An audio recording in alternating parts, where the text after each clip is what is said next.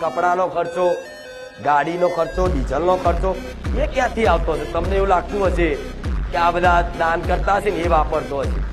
મારા દીકરાને છે ને યુટ્યુબ ઉપર તમે જે વિડીયો જોવો છો ને એમાંથી હું આપી દઉં છું ને એમાંથી હેડ આ બધી રામ નામની મહિમા.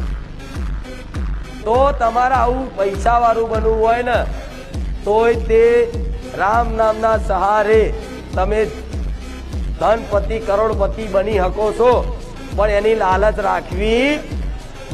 ગમે તેવું દુઃખ હોય ને ગમે તેવું દુઃખ તમારા જીવનમાં કે અશક્ય છે, તમને એવું જ લાગે કે આ કામ મારા ના થાય, તમારી બુદ્ધિ બંધ થઈ જાય ને તારે એક વખત આનો સહારો લઈ લેજો.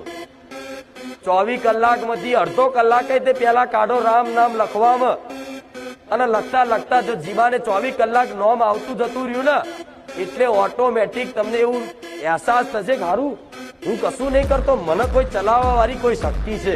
આવું જો મેલડી માતા અહેસાસ ના કરાવું મારું નામ મેલડી છે.